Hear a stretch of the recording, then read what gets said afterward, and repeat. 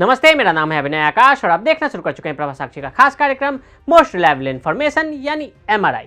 आज का विश्लेषण शुरू करने से पहले आपको भारत का नक्शा दिखाएंगे। आप कहेंगे कि इसमें नया क्या है, हमने तो यह नक्शा कई दफा देखा है।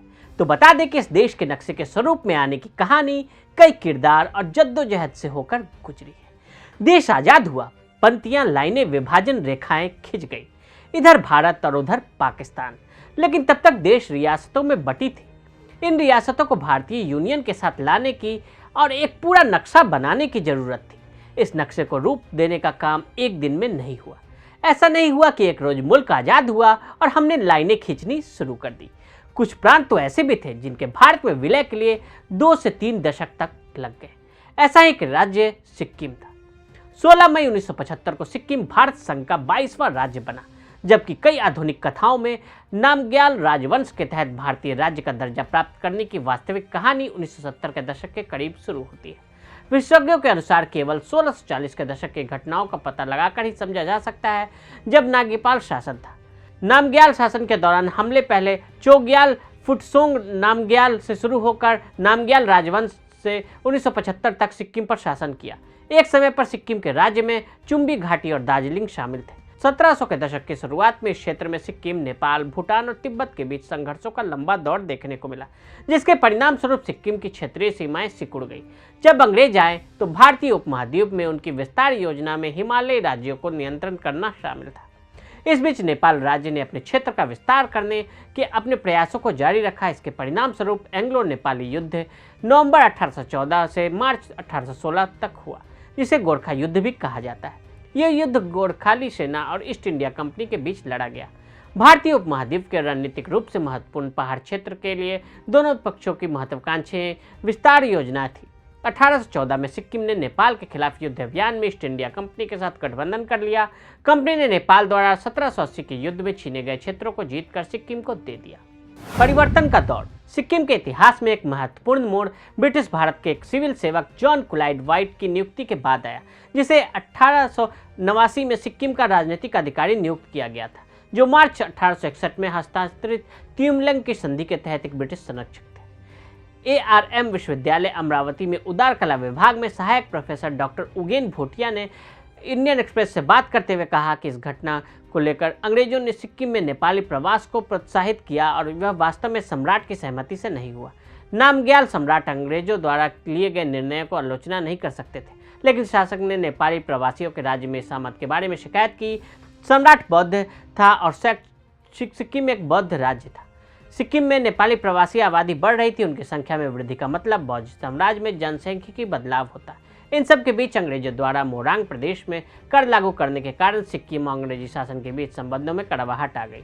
वर्ष 1849 में 2 अंग्रेज अफसर सर जोसेफ डाल्टन और डॉक्टर आर्चिबियार्ड कैंपबेल, जिसमें से उत्तरवर्ती डॉक्टर आर्चिबियार्ड सिक्किम और ब्रिटिश सरकार के बीच संबंधों के लिए जिम्मेदार थे, सिक्किम के पर्वतों में अनुमति अथवा सूचना के बिना जा पहुंचे।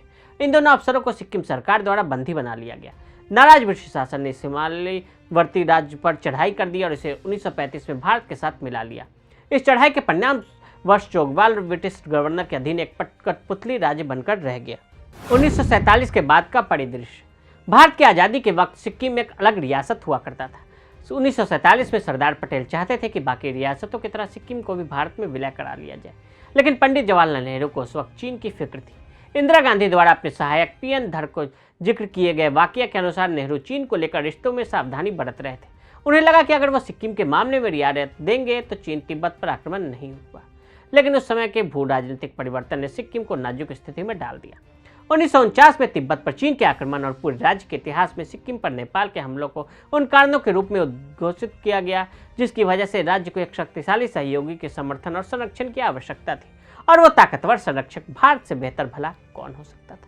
आज़ादी के 3 साल बाद 1950 में भारत और सिक्किम के बीच एक ट्रीटी साइन हुई, जिसके अनुसार सिक्किम भारत का प्रोटेक्टरेट राज्य बन गया। अब ये प्रोटेक्टरेट राज्य क्या होता है? मतलब राज्य तो राजा का होगा, लेकिन डिफेंस और विदेशी मामलों से जुड़े मुद्दे भारत सरकार की निगरानी में होंगे। 1950 में तत्कालीन सिक्किम सम्राट ताशी नामग्याल और सिक्किम में भारत के तत्कालीन राजनीतिक अधिकारी हरीश्वर दयाल के बीच इसको लेकर संधि पर हस्ताक्षर किए गए। दलाई लामा का आगमन। मार्च 1959 में 14वें दलाई लामा तिब्बत से भाग निकले। दलाई लामा के भारतीय सीमाओं पर पहुंचने के बाद वो और उनके दल अरुणाचल प्रदेश के तवांग मठ में बस गए। 1 महीने बाद उन्होंने मसूर की यात्रा की और वहां तत्कालीन प्रधानमंत्री जवाहरलाल नेहरू से मुलाकात की और उनके साथ आने वाले तिब्बती शरणार्थियों के भविष्य पर चर्चा भी की। दलाई लामा के स्वागत और शरण देने के भारत के फैसले के नतीजे ने सिक्किम में कुछ लोगों को संदेश दिया कि चीन के विपरीत भारत के साथ गठबंधन करने से उनकी सुरक्षा की गारंटी होगी। राजशाही के खिलाफ असंतोष।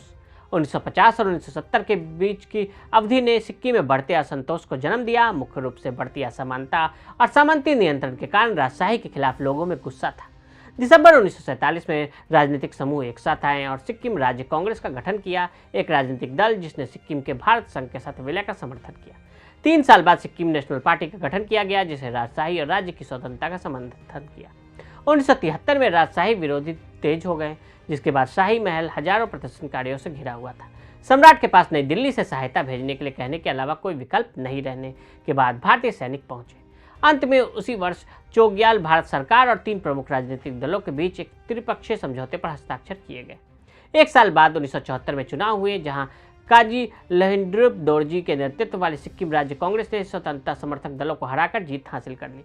लेकिन ये असंतोष, भारत से मदद और चुनाव और उसमें सिक्किम राज्य कांग्रेस की जीत, जो कुछ भी घटित हो रहा था वो इतना भी सरल नहीं था। इसके पीछे छुपा था खुफिया दिमाग, प्लानिंग और सैन्य मुस्तैदी। सिक्किम का भारत में विलय की महत्वपूर्ण भूमिका रची जा रही थी। भारत ने सिक्किम को दिया परमानेंट एसोसिएशन का ऑफर। साल 1970 में भारत सरकार ने राजा चोग्याल को सिक्किम के लिए परमानेंट एसोसिएशन का स्टेटस ऑफर दिया। इंदिरा गांधी के मंत्रिमंडल में जब इसको लेकर चर्चा हुई तो सेना अध्यक्ष सैम मानेकशॉ ने कहा कि आपको जो करना है करो, लेकिन सिक्किम में अपने ट्रूप्स डिप्लॉय करने की मुझे पूरी आज़ादी चाहिए। 1971 के युद्ध के समाप्त होने के बाद इंदिरा गांधी ने अपना पूरा ध्यान सिक्किम पर लगा दिया। इंदिरा की मंशा थी कि सिक्किम को पूरी तरह भारत में मिला लिया जाए, जिसके लिए रॉ को इस काम में लगाया गया। नितिन गोखले की किताब आर.एन. काओ जेंटलमैन स्पाई मास्टर के अनुसार पीएम बनर्जी और आर.एन. काओ ने एक योजना बनाकर इंदिरा गांधी के सामने पेश किया। इन प्लान के तहत सिक्किम की लोकल राजनीतिक पार्टियों की सहायता से राजशाही को धीरे धीरे कमजोर करने की बात कही गई। सिक्किम कांग्रेस के लीडर काजी लहेंद्रुप दोरजी ने उस वक्त राजशाही के खिलाफ मुहिम छेड़ रखी थी। Operation twilight. रॉ के अधिकारी ने पीएन बनर्जी और गंगटोक के ऑफिसर ऑन स्पेशल ड्यूटी के तहत तैनात अजीत सिंह सयाली को काम में लगाया। इस ऑपरेशन को ट्वेलाइट का नाम दिया गया। इसके साथ ही इस प्लान में सेना की एंट्री भी होती है। सेना द्वारा सिक्किम में फ्लैग मार्च कराने के बारे में तय किया गया, जिससे लोकतंत्र समर्थकों को बीच ये संदेश जाए कि भारत उनके साथ खड़ा है। 4 अप्रैल 1973 को घटी घटना ने भारत में सिक्किम के विलय का रास्ता और साफ कर दिया।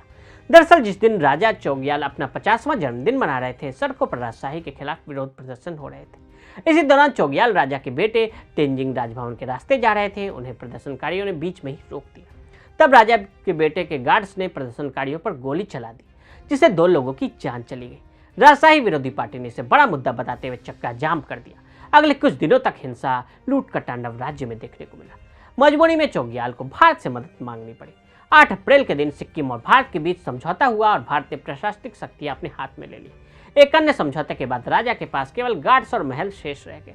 1974 का चुनाव। 1 साल बाद 1974 में चुनाव हुए, जहां काजी लहेंद्रुप दोरजी के नेतृत्व वाली सिक्किम राज्य कांग्रेस ने स्वतंत्रता समर्थक दलों को हराकर जीत हासिल कर ली। उसी वर्ष एक नया संविधान अपनाया गया, जिसने सम्राट की भूमिका को एक नाम मात्र के पद तक सीमित कर दिया, जिसका पाल्डेन थोंडुपी नागप्याल ने कड़ा विरोध किया। उसी वर्ष भारत ने सिक्किम की स्थिति को संरक्षित राज्य से संबद्ध राज्य में अपग्रेड किया। इसे लोकसभा राज्यसभा में एक सीट आवंटित कर दी। इस कदम के विरोध में सम्राट ने इसके तुरंत बाद इसे अंतर्राष्ट्रीय मुद्दा बनाने की कोशिश भी की। भारत में शामिल होने का निर्णय 8 अप्रैल के दिन ब्रिगेडियर दीपेंद्र सिंह के नेतृत्व वाली सेना की 3 टुकड़ी सिक्किम के राजभवन पहुंची। महज 20 मिनट के भीतर ही राजभवन को अपने कब्जे में ले लिया गया, जिसके बाद सिक्किम में विधानसभा की देखरेख में एक जनमत संग्रह हुआ, जिसे भारी बहुमत से राजशाही को खत्म करने और भारत में शामिल होने के पक्ष में मतदान की। कुल 59,637 ने राजशाही को खत्म करने और भारत में शामिल होने के पक्ष में मतदान किया, जिसमें से केवल 1496 के खिलाफ भी मतदान हुआ। काजी लहेंद्रुप दोरजी के नेतृत्व में सिक्किम की नई संसद ने सिक्किम को भारतीय राज्य बनने के लिए एक विधेयक का प्रस्ताव दिया, जिसे भारत सरकार ने स्वीकार कर लिया। 16 मई 1975 को सिक्किम आधिकारिक रूप से भारत का 22वां राज्य बन गया। तो आज हमने आपको सिक्किम के भारत में विलय की कहानी से रूबरू करवाया। आज के लिए दी इजाजत। ऐसी रिपोर्ट्स को देखने के लिए प्रभा साक्षी के साथ लगातार बने रहें। वीडियो को देखने के लिए फेसबुक और ट्विटर पर फॉलो करें, यूट्यूब पर प्रभा साक्षी को सब्सक्राइब करें।